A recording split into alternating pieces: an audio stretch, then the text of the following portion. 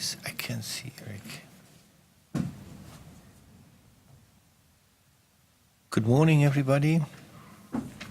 Let me slowly wake you up from looking at your cell phones.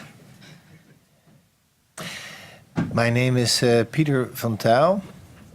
I'm the Executive Director of the Global Partnership for the Prevention of Armed Conflict, and I have the pleasure to moderate this session today. The panel, if you look at your booklet, is titled Civil Society and Policy Process in Conflict and Fragility, Harnessing the Power of Creative Social Action. Before going into the content, there have been a few changes. Melanie Greenberg from the Alliance for Peacebuilding was unfortunately called away on a family issue, and she cannot be here today, which is why I'm taking over the moderation. And Irene Essambo was unable to join us because she could not get a visa to come into the United States. So here we arrive immediately at the mundane problems of civil society participation. However, we're very happy to have her replaced last minute by Mademoiselle Barampama Paskazi. She is the Vice President of the civil society organization Le Réseau des Femmes et Paix in Burundi. And Madame Paskazi will speak in French. So that brings me to the language issue. There is translations available. So if you need translations, then pick up one of the earphones at the entrance. English will be number 1 and French will be number 2. I will introduce the other speakers when we get there. I think, and I assume that some of you will have been present in some of the panels yesterday and the day before yesterday, and to some extent I think we can build on these discussions. We've had several discussions on the New Deal in particular. And the idea that we had in this panel, and we're benefiting from a collaboration between GPEC, the Alliance for Peacebuilding, also involving the Notre Dame Institute for Peace Studies, funded by the Rockefeller Brothers Fund over the past 3 years, where we have been working in 3 work streams, one focused on fragile states, one on regional organizations, and one on civil-military relations. And what the idea of this panel is to zoom in really a bit more deeper on examples of what does civil society really contribute in the relationship between state and society. Civil society has different roles. It can mobilize communities, it can contribute to analysis and provide information. It can provide social services. This is often very important in situations of fragility. And we saw an interesting exchange in a panel on Tuesday afternoon with a representative from the Ministry of Finance of Somalia saying, well, that is all very nice, but if civil society occupies the space to provide services in my country, then we as a new government do not have the opportunity to take on our legitimate role as government to provide services. So where does the civil society role end?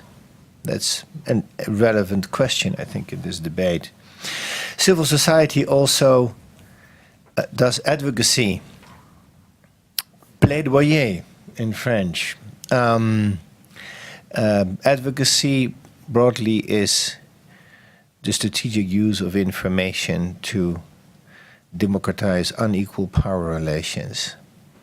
It's making the voice of people heard that otherwise would not be heard in policy and decision-making processes. And that also leads often to a not easy relationship between civil society and governments, because civil society may bring out information on the truth that people in power don't want to hear or even conveniently try to ignore. So we will speak about a number of these issues and where we see progress and way forward in the role of civil society in these kind of power relationships. I will first give the floor to Peter van Sluis.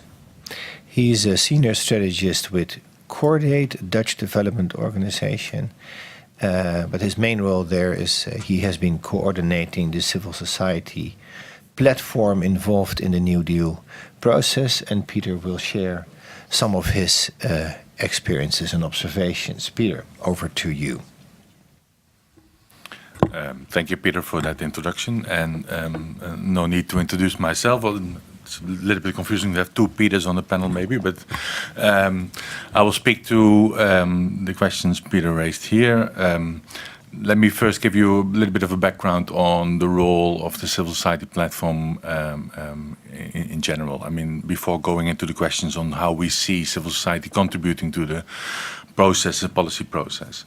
Ever since the Busan discussions on aid effectiveness started, I mean, civil society has been involved in the process, first as a rather loosely organized group of civil society organizations coming together around a shared agenda of influencing that discussion and getting civil society engaged in those discussions.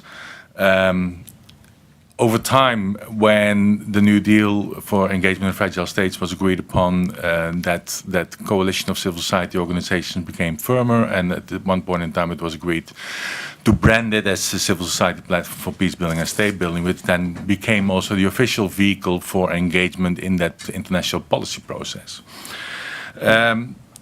That policy process and the contribution of civil society is in that sense a formalized arena for civil society engagement that provides us the space to interact with both G7 plus governments, so governments of the fragile states coming together under the heading of the G7 plus, and with donors supporting that process. The civil society platform is a coalition of both southern-based, G7 plus-based organizations who have a kind of organizational structure at country level where they come together on a shared agenda of their engagement towards government on peace building and state building issues. So we have focal points and country teams in a number of, I mean, most of the G7 plus countries who come together on that agenda. And then the civil society platform also extends to international NGOs who are working in the international context on lobby and advocacy on peace building and state building issues, but also those organizations who are actively also active on the ground in working on issues to support local civil society organizations. As said, I mean, it's the official forum for formalized civil society participation in the international dialogue on peace building and state building. And in that sense, it provides a channel to voice our concerns and our inputs in a formalized policy process. So coming back to the question Peter posed here, okay, what does civil society contribute? I think through the civil society platform for peace building and state building, we have a formalized channel to actually provide input in that process and try to see that concerns and the things civil society want to bring across on a consolidated matter can be brought through that channel. In general, a little bit going deeper on how we see the role of civil society in that process, I think it's threefold. I mean, it's on one hand indeed representing civil society as a whole in the policy process, but the civil society platform also strives to strengthen the capacity of civil society at the local level to actually step up and be an actor in constructive state-society relations on issues of peace building and state building. The capacity strengthening happens through either peer support by other civil society actors from other countries, or through the platform support at a more global level and saying, okay, we can provide that coalition building process at country level. We can support the strategic reflection on how civil society at the national level, at the country level, can relate to those processes. And we're supporting also the strategic engagement of civil society at the international level, where they can make their voice heard at the international policy process. So that in a nutshell on how we see the role of civil society platform for peace building and state building, which brings together, in fact, a large group of international organizations also present in this room. So we have our membership represented here on the table, and we're trying to also use the civil society platform as a forum for constructive dialogue among civil society, because it's not a uniformist group, of course, and we try to also have lively and constructive discussions on how we actually can and want to engage in that international process.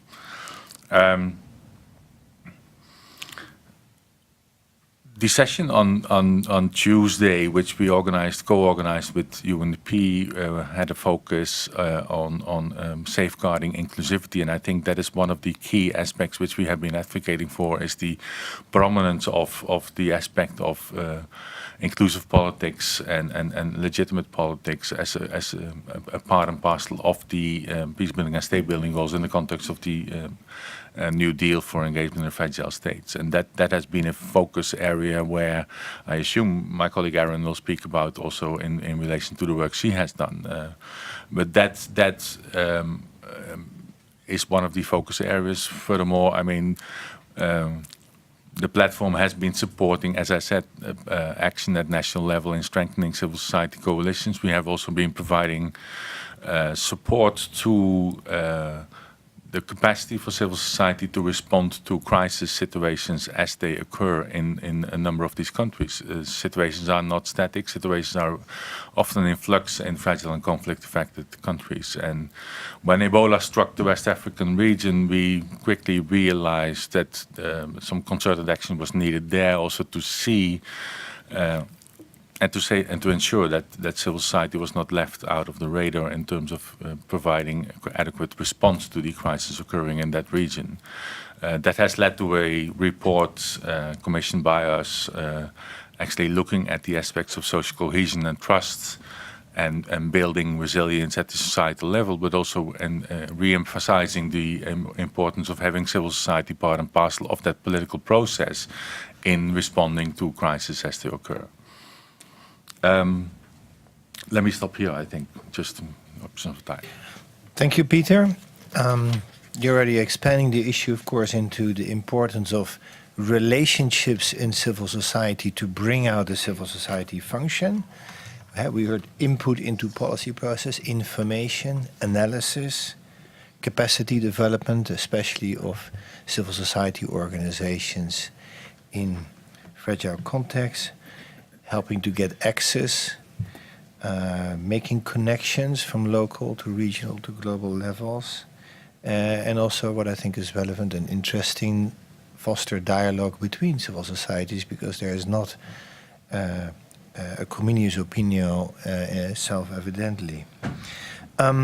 Over to Erin McCandles, who also has been involved in the civil society platform very much, but she will expand on this and tell a bit more about the role of the forum and, in a broader sense, the role of civil society in relation to the advocacy for what is now Goal 16 in the new development agenda. Erin is based in New York, and is the academic director of peace building at the new school there, and runs a very interesting journal on peace building. Erin, please. Thank you, Peter. Welcome, everyone. Thanks for being here so early in the morning with us on the third day of this intensive exercise. So I'm going to talk about civil society's role in the development of Agenda 2030, and in particular the peace-building angle. And of course, as Peter said, Goal 16. Given that the time is so short, I'm assuming that we all know what Agenda 2030 is, and I'm not going to go into deep detail there. Of course, you know, there's a few things that really stand out in civil society's participation in this process. The first, I would say, is that we did not act alone. It's not just when we're thinking about civil society's role. In this context, we were so integrated with and interacting with governments, with international organizations. It really illustrates quite effectively this notion of transnational advocacy networks, right? So really trying to understand our role. It's very complicated to try and unpack it from what was everybody else's role and what did we all achieve together. And so while civil society often is critiqued for, you know, or assumed to be independent and autonomous, increasingly that's just really difficult. We have to understand our role in relationship to everything else that's going on and other actors. And it's also around this notion of what type of strategic role do we play, right? Again, so in a lot of times there's this question of, you know, sort of strategically revolution or reform, or how are we going to actually participate in these dialogic processes, or are we going to stand outside and advocate and protest, right, or take more strong approaches to how we push for change. So these are some of the kind of strategic issues that come up in thinking about our role in this process. Overall, right, in achieving Goal 16 plus other aspects of that are really important to peace in the 2030 framework and in the 17 goals, you know, collectively with other actors, we achieved a quite amazing policy, you know, it's an amazing policy achievement, particularly around, for those of us who are interested in peace, Goal 16 itself, but also other aspects of the framework. We also, you know, though I think there's more work to do, but we can see that we have mainstreamed the notion of peace into the most important development framework, and this is the first time, of course, at this level that we're doing that. We've also exposed diplomats to a wide range of thinking around what does peace mean, and got people thinking critically about this topic.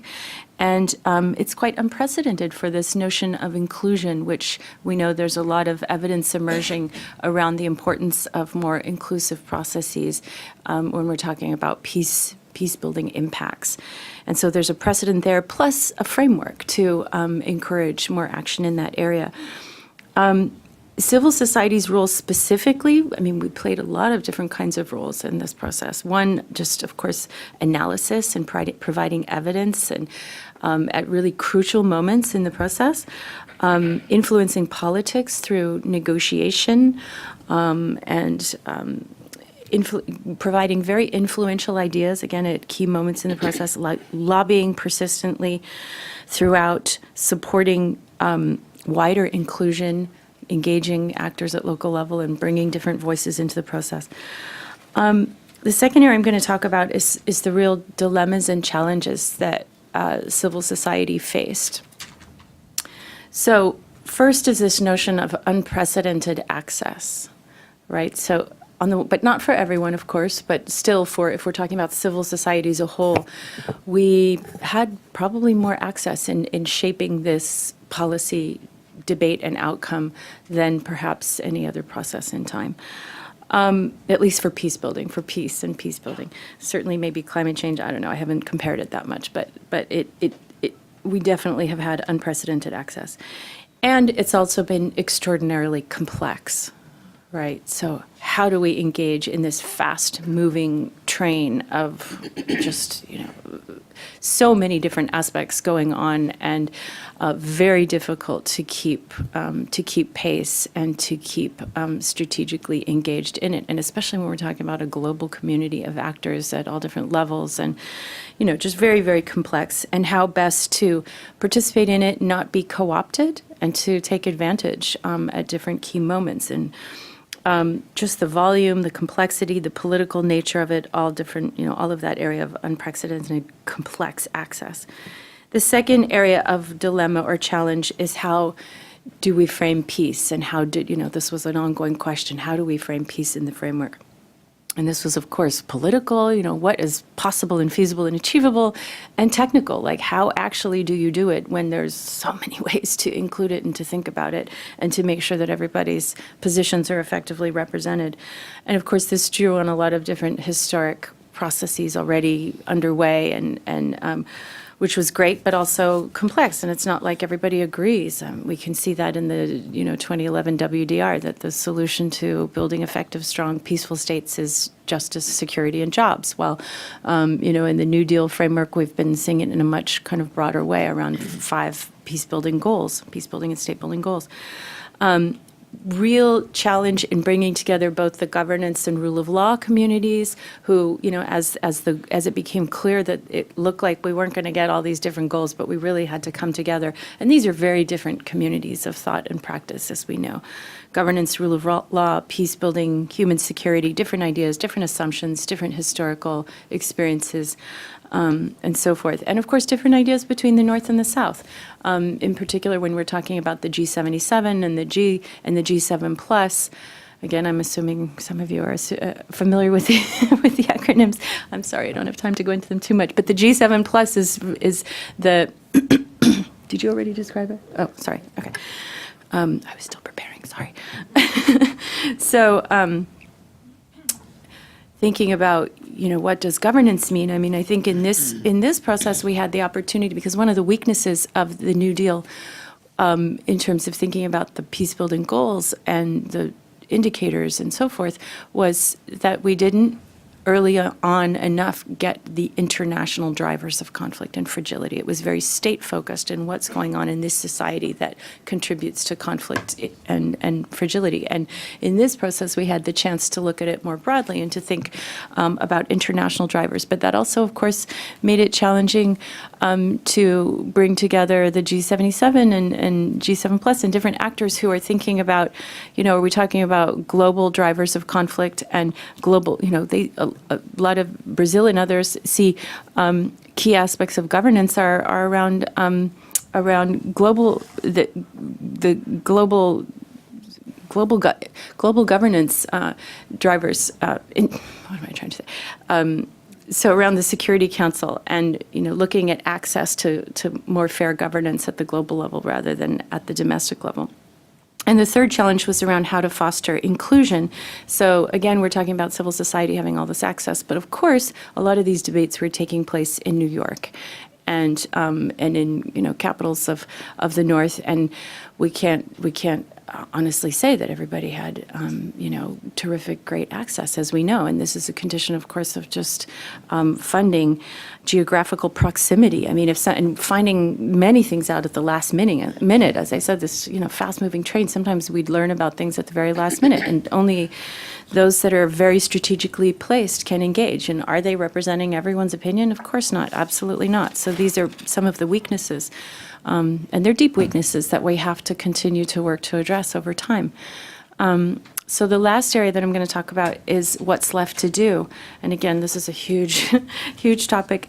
But I think many of us are thinking always about transformative change, transformative peace building. How do we ensure that change really happens in a transformative way? Structures on the ground are changed, and as Peter was saying, how are the political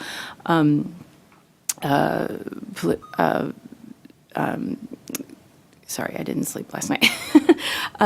Political dynamics, really transformed and shifted in ways that are meaningful. So first is around addressing the drivers of conflict and fragility. effectively, how do we maintain a focus and keep actors all focused on really looking at and ensuring that the drivers of conflict and fragility and peace and resilience are effectively infused across the framework, across the different goals in different societies. It's different in every society, right? Of course. So how do we maintain that very context-sensitive approach? And, there's things that are missing from the 2030 framework, for sure, from a peace perspective. And we're dealing with these questions now in the New Deal process, trying to think about how can we really bring the added value of the New Deal to make sure that it's still, that many of the important things are still represented as the 2030 agenda is implemented. And of course, some of these are fostering social cohesion, looking at peacemaking processes at all levels and the structures around that. In the area of inequality, really addressing horizontal inequalities, right? So how do we as peacemakers and peace builders really ensure that those issues are really addressed in the 2030 framework? The second area of what to do is around ensuring that the framework continues to provide a pathway for meaningful inclusion, and not just in delivering what's decided, service delivery, right? Not just in monitoring what the governments do or don't do, but actually still sitting on the tables of decision making and making sure that the rest of the process is designed, effectively and fairly. That's really, really important. A lot of times we assume inclusion is just, make sure one or two people are participating. And meaningful inclusion is much more than that, of course. It's who participates, the people who participates, of course, who they represent. Are they able to think across just their own organization's platform and ideas? What are the issues? Are the issues inclusive, right?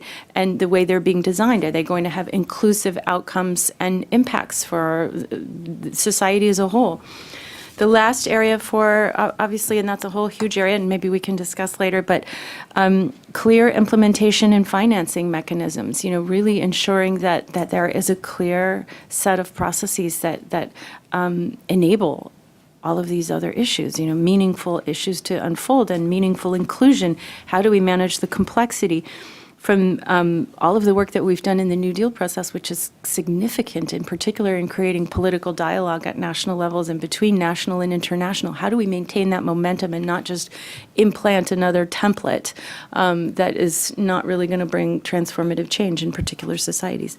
And finally, ensuring that the financing is there and that it also reaches civil society and not just governments. Thank you very much. Thank you, Erin. And I appreciate your contribution very much. I know Erin is sitting next to me with quite a bit of back pain. So I really appreciate, and yet she has that passion, I'm very happy to give the floor to myself now, because I was listed as a speaker, and I took over. I had to take over the moderation, and I will speak briefly, and to some extent, building on the very, of course, many relevant observations by Erin, focusing on institutional aspects of the civil society contribution and how do we harness the creative power of civil society. I will speak about civil society in regional and sub-regional organizations. This is a line of work that the network that I represent, GPEC, has been involved in for almost 10 years now. Why regional and sub-regional organizations? Sorry. First of all, if we look at violence, if we look at violent conflict, it is clear that every violent conflict in today's world has to be understood in a regional framework. There's hardly any conflict that can be boxed within the parameters of a nation state only. Drivers, causes and effects of conflict cross national borders. So it makes sense to begin with analytically to look at conflicts in a regional perspective. It makes sense to network a civil society in a regional framework. Several remarks have been made already about the difficulties in global governance. there's reason to look again at the regional level, sort of the meso level in global governance, between nation states and between the Security Council and the truly international organizations. We all know the difficulties the Security Council has in managing conflict. Some people would say that the Security Council is fairly dysfunctional. So it makes sense to see what we can do at a regional level, where states gel in regional organizations that come, of course, also still in a bit of different shapes and formats. But Peter Wallenstein did an overview of regional arrangements, as it is called in language of the UN Charter, and he concluded that there is about 28 of such organizations in the world that have a clear mandate in the field of peace and security. Working on preventing conflict, resolving conflict at the regional level has an added value of a greater knowledge in the region about the regional context compared to international organizations. It also has the added value that there is no exit option. If you have a conflict in your region, you have to deal with it. There's no space to walk away from it, as some of the international organizations sometimes can do.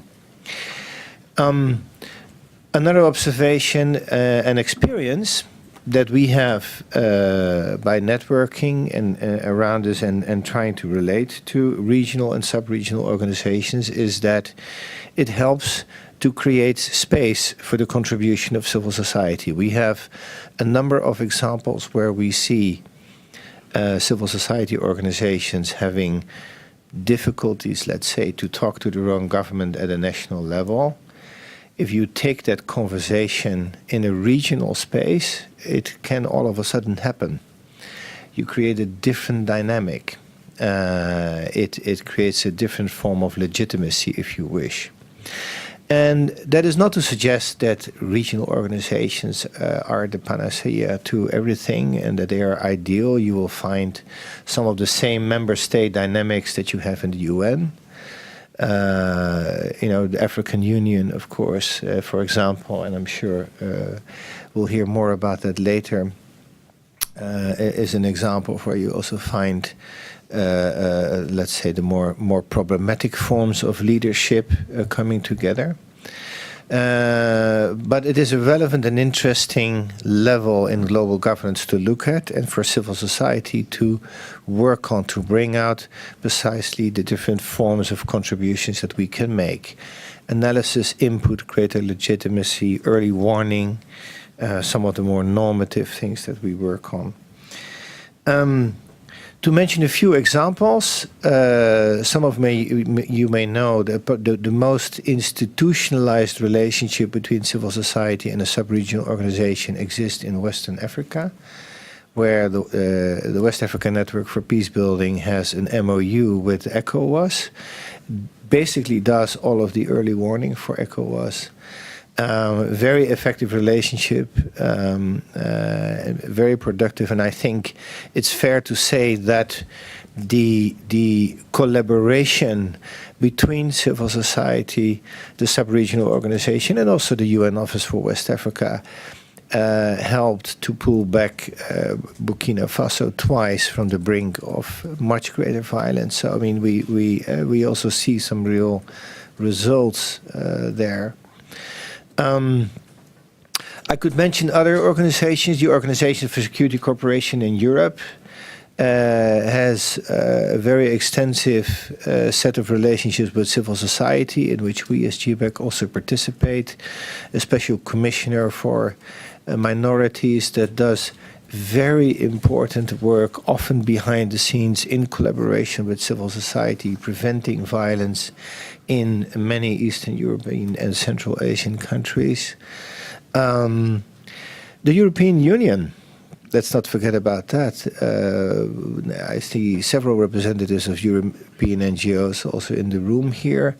We have a good relationship with the EU, and the EU facilitates the dialogue with civil society. There is a civil society dialogue network funded by the EU, and basically if we identify an opportunity to interact with the EU or a reason to do so, we can make a proposal, and there's a very short line of decision making, and we can organize a meeting in Brussels, in EU member states, and increasingly also in the field. There will be a meeting in Colombia just a few weeks from now. So there's a very active dialogue between civil society and the European Union. There's an emerging dialogue in the ASEAN, the Association of Southeast Asian Nations, in the Pacific Island Forum, very interesting dynamics, in the Organization of American States. I can continue. The point of my intervention is just to underline the relevance of working on the role of regional, sub-regional organizations in collaboration with civil society to prevent violence and to resolve conflict. Then I'm moving on to Lusayed Abebe. He works for International Alert, is based in Ethiopia, works on the African Union, but works also on broader programming in Africa. And our next two speakers will go and take us more into the realities of Africa, the experience of African civil society. Please. Well, thank you very much, Peter. Well, I would like to say thank you very much for coming early in the morning. And when we started, we thought that we were going to be only 5 of us here, but we have the full house now. Well, I will share my experience from African perspective, and build what Peter, Erin, and has said. Well, I would like to really take you back historically about his civil society in Africa. Well, as most of you are aware, civil society evolved from community and social movements, which were organized either along family or ethnic or religious lines to address issues which could be economical, security, and also conflict resolution and mediation, and engage with governments and the rulers of the day on democratic and governance issue. Well, most of these social institutions are governed by culturally framed norms and values. Over time, due to interaction with the outside world, they became liberation movements, labor and trade unions, professional associations, political parties, and continue to play similar role in today Africa. So what are the role these movements have been playing, and why do they really want to engage? Well, most of the time they do engage because they are close to the problem. They know they are part of the problem. They are beneficiary of they are the victims of the problem and live in it. And it's also inherited to make sure that the generation that would come next will not yet be another victim. And the other thing is also a question of sustainability. As they are close to the people, they are close to the problem, they have longevity when compared to others. There are some movements in Africa which can go back to the colonial time and pre-colonial time, but they are still active today. And then, of course, it's a question of adaptability. They can easily adapt the situation and say that, well, if things are changing, then it will not be new to them, and then they would adjust and modify their intervention to the context, and they would be able to address it. For example, well, the civil society in South Africa were quite adaptable for pre- and post-apartheid era. So that adaptability has been there. And they can also easily create alliance with the international community. Well, if it is a women movement in Africa, then they can easily get alliance with the women movement globally and then they can really take their cause globally and take it up with different institutions with different international institutions. And lastly, they are also credible because they are close to the people, they know the issue, therefore they are credible, and they can be heard, and they can easily interact with the victims on a daily basis. Well, these these movements,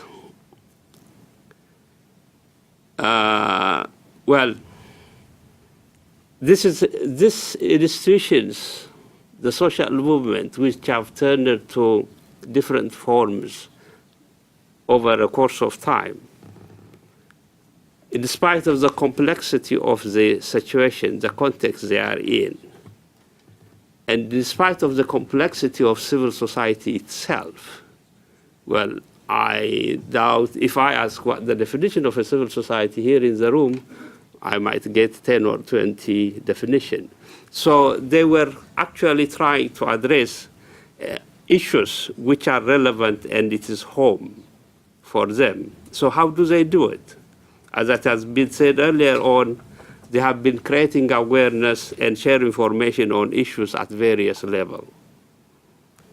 And also interact with communities which are directly affected by the problems and engage with the regional communities, the state authorities, the UN, regional intergovernmental institutions, regional economic communities in the case of Africa on issues. As Peter was saying, we have vibrant civil society groups in Africa who are working on the continental level and also at the regional economic communities level, which were able to influence policies and engage with governments. And of course, due to the proximity of the problem, due to the proximity of the people, because of their knowledge about the issues and the problem, they have been and continue creating the space for inclusive dialogue. Again, if we see what has happened during the liberation, be it the liberation movements and or other movements now currently going on in Africa, well, they can easily engage with the governments. I mean, as I've said earlier on, civil societies are divided, could be divided. There might not be a unified voice, which is okay, but they have really been engaging and creating with government on issues that are relevant to the communities. And in some cases, they have been using culturally driven and mutually beneficial and acceptable enforcement mechanism for implementing any decisions that has really been passed by the civil society or otherwise. Because, as I've said earlier on, these are culturally built and these are culturally enshrined, therefore there would be values and norms which they would be using to enforce any decision in the community. For example, if there is a mediation between different ethnic groups, they would have a principle that they would use and enforce the decision of the elders or the mediators. So in a sense, it's not only driven from the north, but it's a kind of a bottom-up approach, which has really been enshrined and it's part of the society, therefore has the possibility of sustainability and that there is a good chance for the parties in conflict to really adapt and take that. And well, I think one of the things which I would like to really mention is, well, I hope most of you know about Nigeria and the relationship with Nigeria and Shell, the environmental crisis in Nigeria. Well, the women groups in Nigeria was very vibrant and have used different culturally accepted methods in threatening Shell to do what they are expected to do, so that they would help the community in addressing the environmental issues. Well, at one stage, they have said that, well, if you are not going to do what we are telling you to do, well, we will come out nude. Well, that was a big, strong way of advocacy. Well, they say that, well, we need this. Our community has really been suffering because of the environmental degradation. Can you really address it? Otherwise, we will. So a kind of shaming. It's non-violent, but it is a very strong one. And then, of course, they mobilize people, and of course, more influence money policymakers. And of course, as civil society who are close to the people, they would have an opportunity to monitor progresses. Well, unlike others who are coming from other places, they are part of it and they are in. Therefore, they would say they would really see what progress has been made in what has been agreed. Well, there are some examples which I can give, which have really been engaging with government and international communities to address a cause. Well, I think it is a public knowledge now. We know about the liberation movements in Africa, the African National Congress, the SWAPO, Mao, Kenya. So these are quite a lot of strong civil society. Well, if we could use the word civil society now, well, some of these have really become political parties. So these are very strong voices which has contributed in shaping and making the nation. And there are also quite strong women groups across the continent who have been very strong in making the causes heard. For example, during the mediation process in Liberia, during the conflict in Liberia, well, when the mediators were meeting in Akosombo, well, they threatened the mediators that they cannot leave the venue unless an agreement has been agreed. So you can see there are quite a lot of strong forces that the civil society can bring. And of course, again, we have trade associations across Africa which are very strong on that. And of course, besides that, we have also the faith-based groups. For example, the South African Council of Churches has really been very important and very instrumental when it comes to the pre- and post-apartheid movements in South Africa.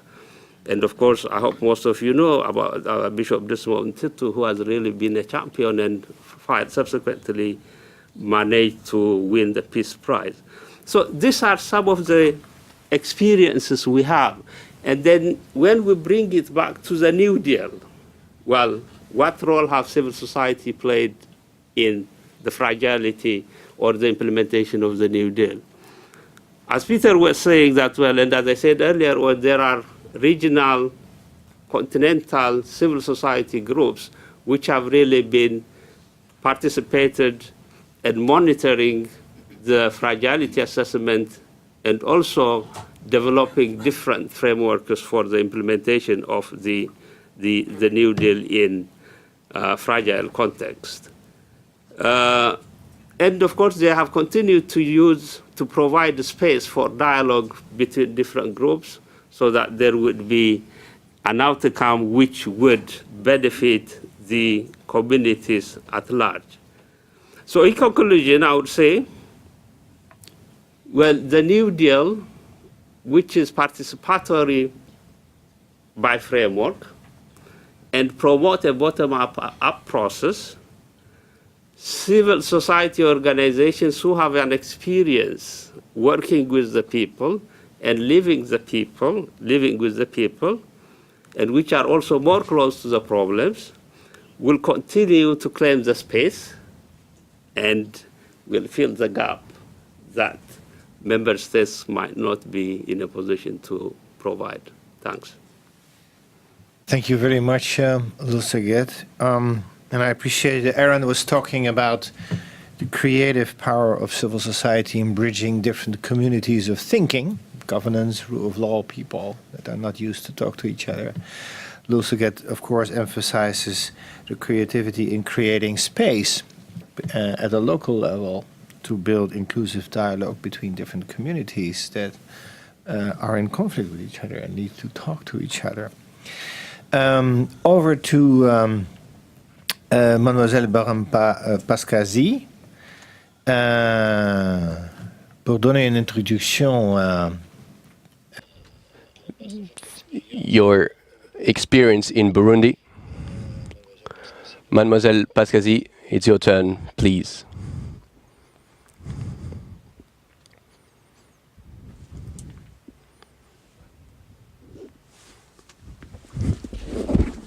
I cannot hear her. I cannot hear her.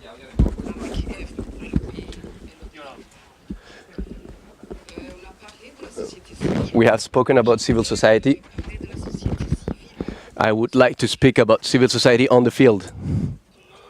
How civil society works on the field. Thanks to the work done by the New Deal, because we work for peace, we would like to tell you how much civil society has done and its primordial role in the consolidation of peace. For us, civil society, what is it? It's the eye of the population, the eye of the government. You would understand that it's in between two factors that are very different to deal with. It's for that reason that civil society needs to be accompanied, supported, to have experts to see how they can unite both camps, both sides, so that there is no more war that erupt in these countries. How do we work on the field? Civil society is able to catalyze the population. It is able to approach the government. It's for that reason that when we work on the field and that we are willing, we want to achieve something. I will give you an example. For example, government will sign an agreement. It's us, as civil society, to make sure that the president ratifies them. So when we pass a law, an example recently passed for the violence against women in our country, we need to approach the government so that these laws are fully implemented. So how do we do that in our society? We sensitize the masses, the people. We approach the government through sensitizing. We also approach the government and address all the different layers, social layers. We create debates to make sure that everybody knows what the government is saying, but also to accompany, to address our ideas, and to make sure that the government listens to our ideas. So what I can ask from civil society is that, and what I demand from the international level, is that when we accompany civil society to pass these laws and to pass these laws, we need to give civil society, we need to provide them with experts that can analyze the bottom, the bedrock of the problems. I remember in December 2013, this is a small example, we organized a workshop. We called everybody from civil society, the private sector, the government, to about early warnings, because we felt that elections were about to come. We could feel that there was something that was not working properly. So our role, what was it? We took everybody on the field and exchange so that we can see, analyze where is our country going to. But 4 months later, we could not prevent conflicts from erupting. So our alarm is to ask you first to help us to better see where is the conflict coming from? Because we see civil society and governments, there's a constant conflict. So how do we prevent these conflicts? How do we prevent these wars? So civil society is there, the government is there. So I think that because civil society is the eye of both civil society, of the society and the government, we need experts, I repeat it, to be able to see the way to take and analyze and prevent conflicts. This is the role of civil society. We demand help so that we accompany, we walk along civil society to face these problems. We are here facing a conflict that we do not know how it started and how it will end. To all of you, I am calling on you to see the strategies. We are here as civil society. Show us how we can address the questions so that these wars that happen constantly do not happen ever again. Please. I could use more examples, many of them. We want to achieve something. Civil society is strong. It is strengthened. But with all that happens, it's difficult to prevent. If we walk along society and to show them the way, so we will know how to manage a conflict. So what do we do on the field? We try to unite other voices from different organizations that work in human rights or different associations, so that we can all together see how we can strengthen civil society to face these conflicts that erupt constantly. Lately, we have created a women's association to see who we can address the differences in these countries. I would say, between the two, we should somewhere, there should be one of the sides that cedes. We need to be humble and accept to give out. Even, I would say, sorry if I'm off topic, but civil society and government, I am a Catholic. The Bible says the truth. Solomon, there were two women who were fighting over one kid. He took the kid and told them, "Do you want the kid? I'll just sever it and then give you a part of it." But then the real mother said, "No, please, just keep the kid and give it to the other woman." So these lessons teach us that we need to be able to, at one point, just give up. Even if civil society is right, sometimes we need to find a strategy for the approach to the government and not try to wrestle with them. Wrestling always leads to where we are at now. I am calling on you to see how you can help us, how you can help Burundi find its sovereignty. I didn't realize this morning when we started this panel that we would end with this beautiful reference to the Solomon story out of the Holy Bible. But thank you very much. Madame Pascassi, she again emphasized the creativity and the relevance of the civil society role in relation to the community, catalyzing in relation to the state, the verification of what the state does, laws that are being issued. But she ended, I think, very beautifully with emphasizing that at the end of the day, the creative power of civil society starts with asserting our own responsibility to think in our own situation, as difficult as it may be sometimes, certainly in conflict-affected countries.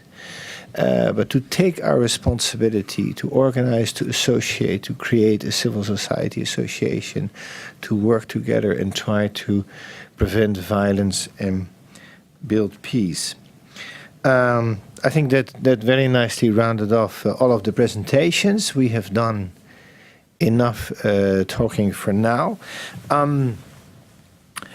It's of course not so easy to summarize of this, all of the interventions, but let me try to provide a little structure, and then we move into questions and answers with the floor. We started with different forms of information, how civil society deals with information, how we communicate, bridging different communities of thinking, as I said, bridging different communities on the ground. Several speakers were referring to important strategic questions that are embedded there.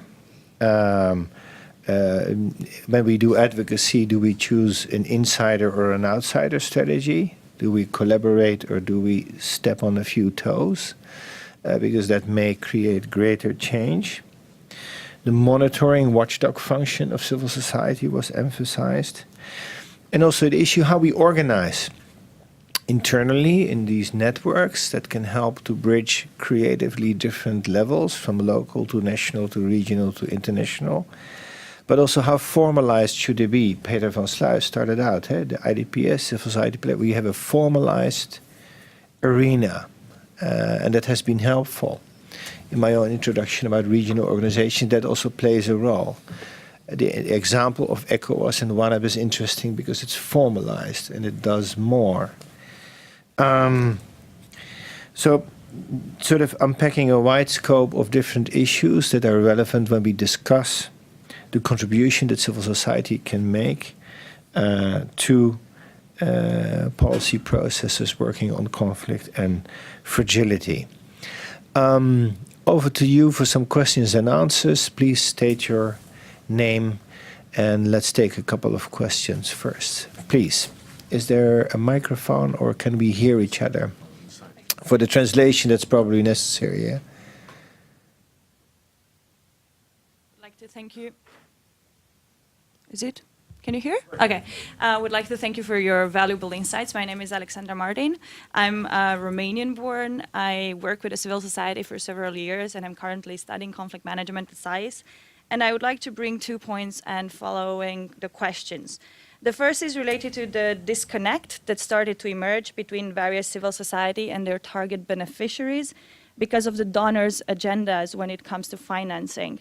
And my question is how we can envisage or craft a strategy that would better link these two ends, donors and the real beneficiaries on the ground. And the second point is related to how or what kind of safeguards do we have in place to mitigate the risk of civil society organizations becoming the spoilers of their own processes. Because in many instances, we know that they are acting in the aftermath of the violence. There are still fragile communities that are deeply polarized. So how can we make sure that the do not harm principle is also in place when it comes to CSOs? Thank you. Thank you. Other questions, please. Good morning. My name is Zahra MacDonald. I'm from the Center for International Teacher Education in South Africa. My question is to everyone in the panel. I'm sorry I missed part of the first one and part of the second one. My question is about, in a sense, problematizing the notion of civil society, which I haven't heard, and it may have been in the first one and the second one, in the sense that analytically we understand civil society as something that emerges from a democratic space, essentially. And how does that work in conflict, in a sense that where you have a donor, is that civil society? When civil society is getting paid from the outside or needs resources from the outside. Is that civil society, analytically speaking? And what does that mean for negotiation? And what does that mean for representation? And also, what does that mean for trying to understand the situation, as the lady from Burundi said? And I'm sort of just wondering about that process. So what is civil society, and how does one understand civil society in the context of fragility and conflict? Okay, thank you. Please. I actually echo that point in terms of if civil society is funded from international donors and dependent on that, are they really civil society? And to follow up on that a little bit, I'm very familiar with WANEP and was in Burkina Faso. And what I found was that everybody was using them, and they were very popular. And so everybody wanted to put them on proposals to win the proposal. But they were spread very, very, very thin, and they had absolutely no institutional base. So it put them in an awkward position in terms of their independence. And so how can we build civil society, utilize civil society without actually destroying civil society or co-opting civil society? Another comment in terms of civil society's role in policy development, I was in charge of the land policy development process for South Sudan. And what I found was that the government and the donors already had an idea of what they wanted the policy to be, but it was lip service to engage civil society in a participatory process. Similarly, in Bougainville, I did a peace building and development analysis for the UN Peace Building Fund. What I found was that the donors already knew what they wanted to do, and it was kind of just a part of the process to do a participatory analysis. And the result of that often is disillusionment from civil society. Thank you. We take 2 more questions, please. Yep. Good morning, everyone. My name is Steve Latham. I'm with Northwest University. Just curious to know, with Mr. Abebe and Ms. Pascali, you had both commented on the spiritual dimension in civil society, and I was just wondering if you could tell me how important the role of faith-based organizations is for building peace, and the spiritual dimension of fragility, because it wasn't discussed in too much detail at this forum, but I do think it plays a transcendental role in the peace-building process. So I'd love to hear your thoughts on that. Thank you. Thank you. Please. Hello, I'm Mina Heiland. I'm with GPAC, the Global Partnership for Prevention of Armed Conflict. My question is regarding the New Deal and the transition, or the new 2030 agenda, and how we can see synergies or complementarities between these 2 agendas. And Erin, you mentioned that we could see these indeed, but I've also heard voices that are concerned that maybe the New Deal framework will be a competitor or will overshadow the SDGs. So how can we make sure that this is more of a transition and the same values are continued, and how can civil society support that the SDGs are really carrying on the spirit from the New Deal? Thank you. Thank you. I'm going to the panel. There were several questions referring to the potential adverse impact of donor funding on the legitimacy of civil society. What does it do to representation?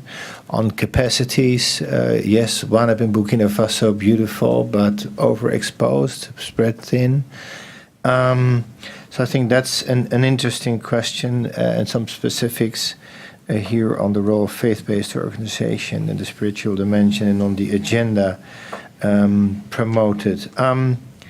Who can I just start here with Peter, and we can pass to the panel. Please. Thank you all for these very rich questions. I think it nicely follows up on the presentations. Let me try to first answer Alexander's question. What kind of safeguards are there in place that civil society is not becoming spoilers of their own process? I think that the engagement, I mean, looking at the perspective of the New Deal and the engagement in the international dialogue process, I think bringing together civil society actors at the national level or at the regional level or at the international level starts with having an honest and frank discussion among yourselves in terms of how do you want to engage, how do you want to strategically engage in that process, and then decide upon a pathway that will inform that kind of interaction with the process. I think the do no harm principle in terms of, I mean, you're accountable to your own people you work with in the national context. I mean, civil society is also accountable to their citizens in terms of representing citizen voices in those kind of processes. So the do no harm principle applies in that sense, that you have to be cognizant of what society's viewpoints and sentiments are in this kind of process, and making sure that you also bring those to the fore in an international forum where you have access to.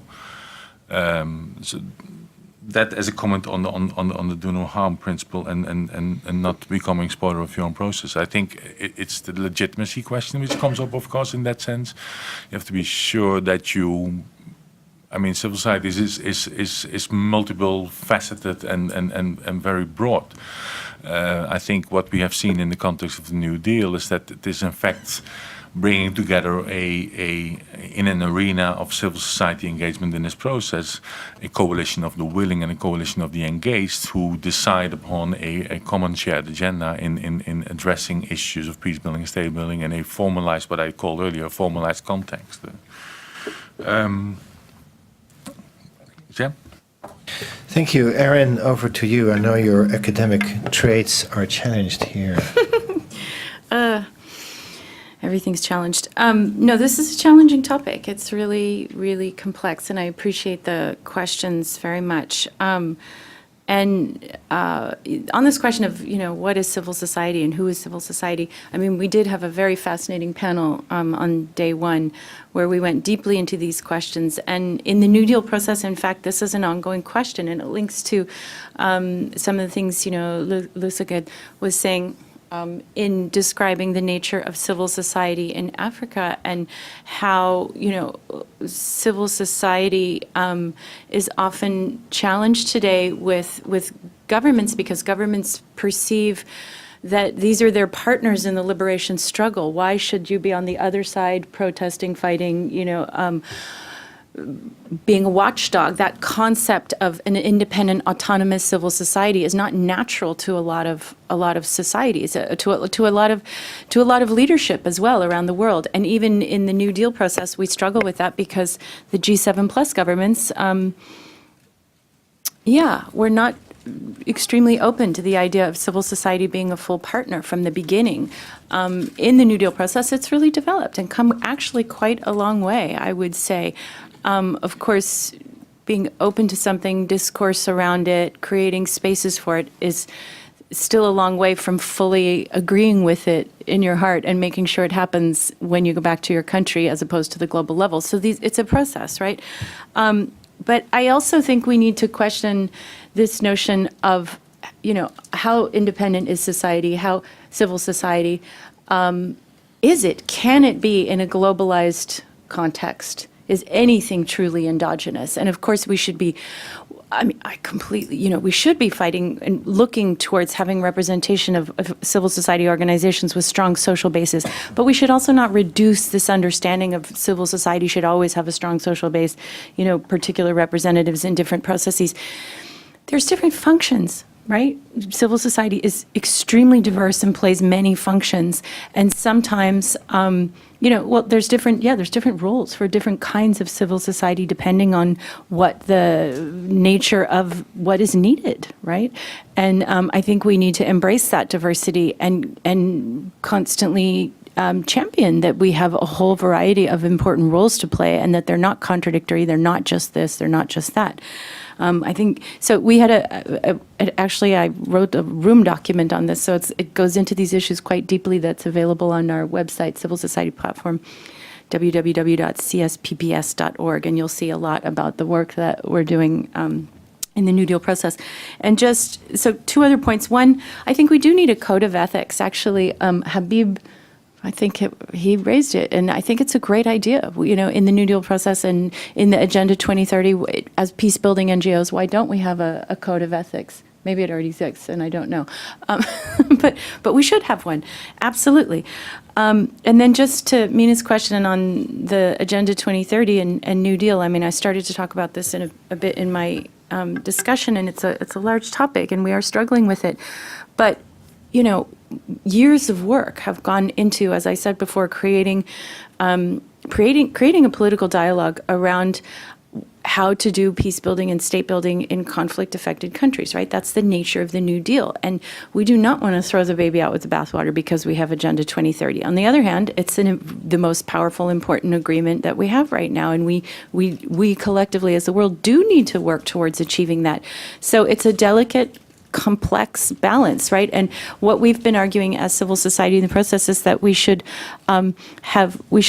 both look at it analytically. How do we compare and align these different processes in ways that capture their added value in all their complexity? And at the same time, the real added value of the New Deal at the country level is that it offers.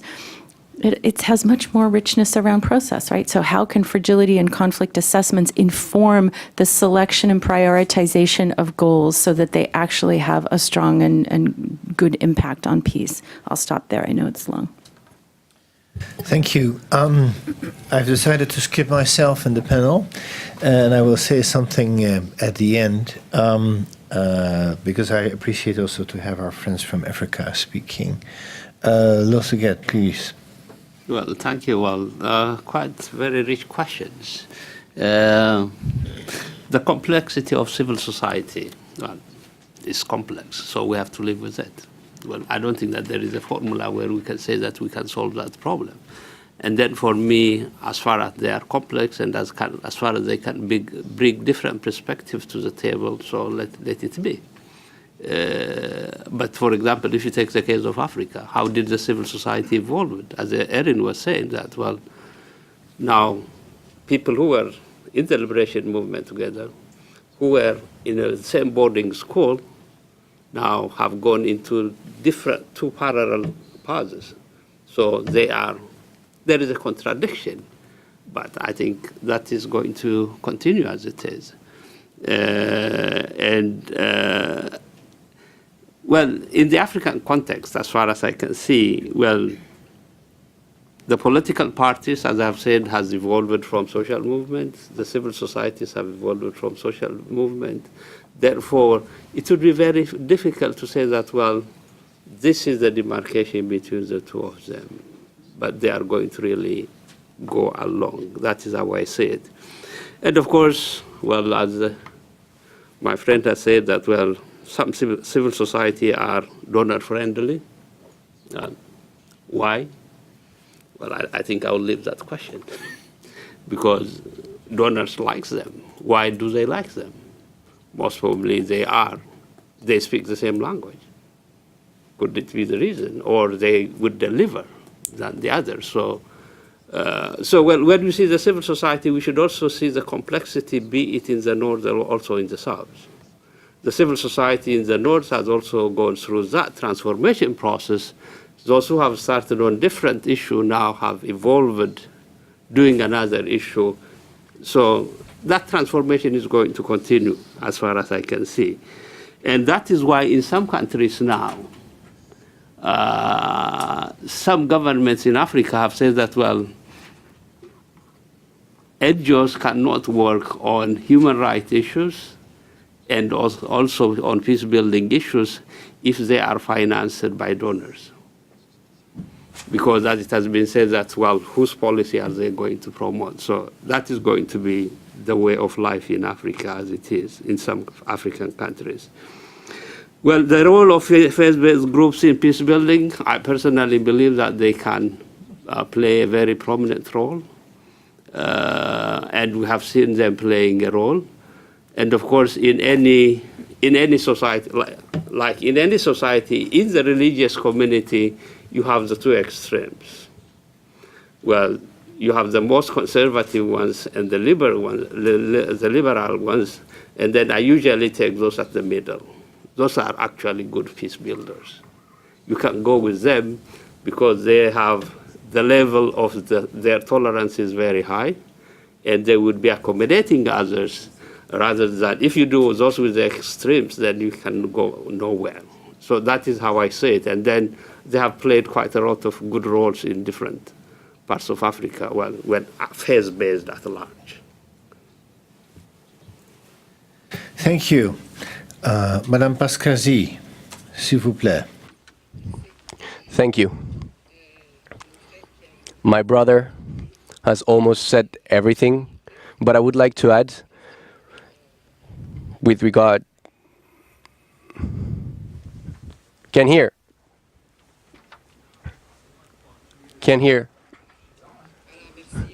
Thank you, thank you. So, as I was saying, as my brother just said, he addressed the problems of civil society.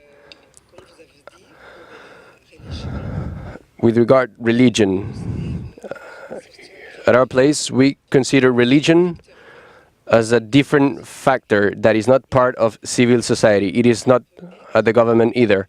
So it can be the referee of what is happening.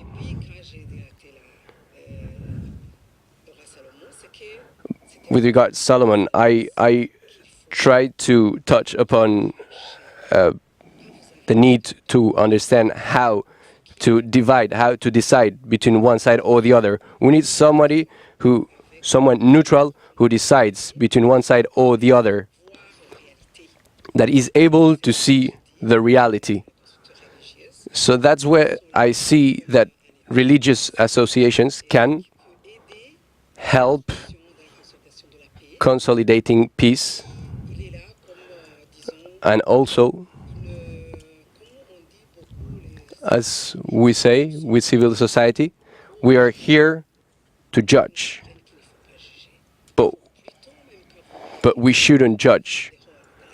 When we see somebody just stepping out of the line, we need to be able to bring these members back in with us.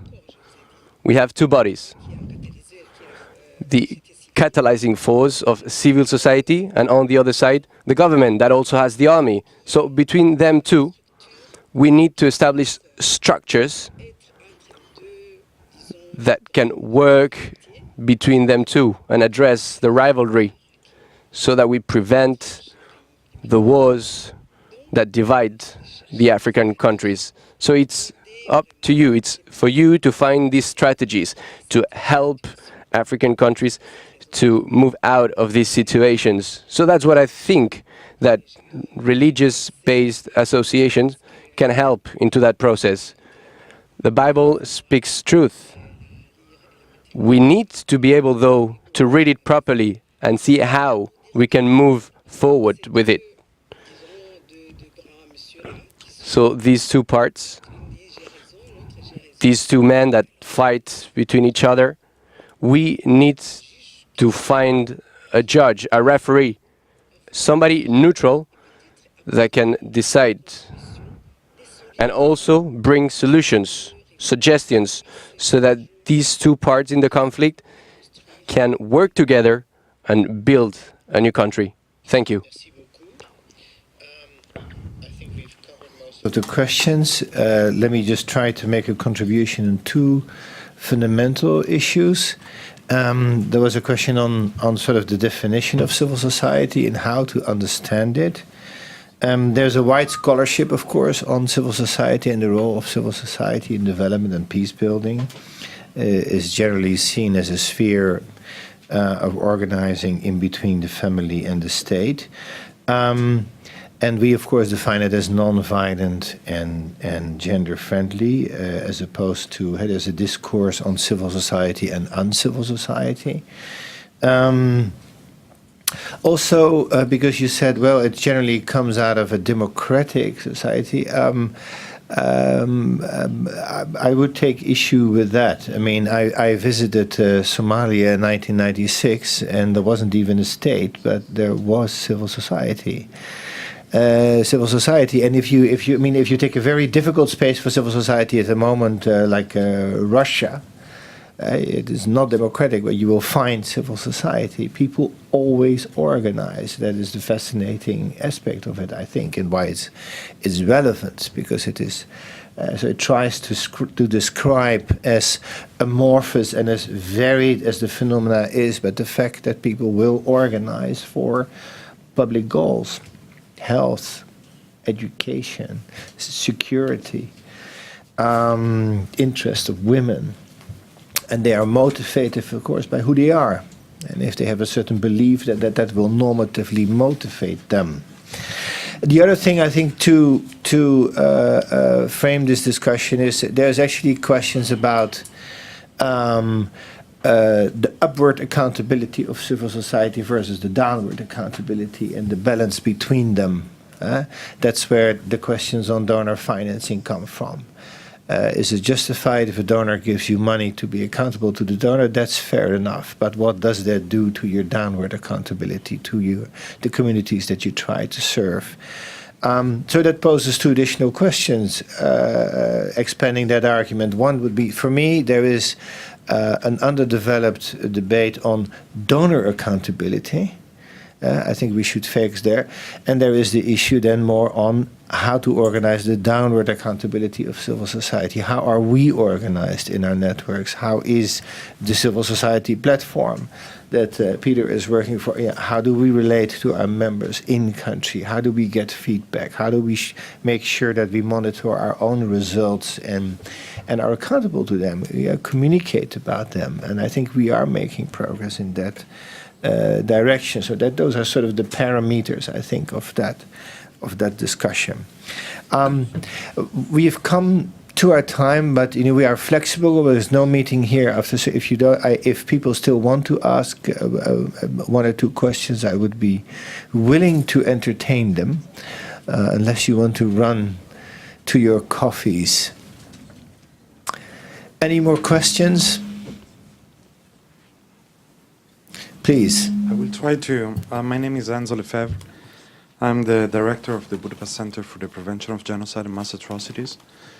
We are at the moment conducting a policy evaluation exercise in the African region, evaluating the capabilities of sub-regional organizations in Africa in preventing political instability. I'm wondering what is, I think everyone is living, but I'm just wondering how you see the role of civil society. I'm glad you spoke about a code of ethics. I think that's very relevant. But I'm wondering what you think about the role of civil society in pushing for policy evaluation of governments and international organizations in peace-building exercise. Okay. Aaron, you want to respond to this? Because I see people are voting with their feet.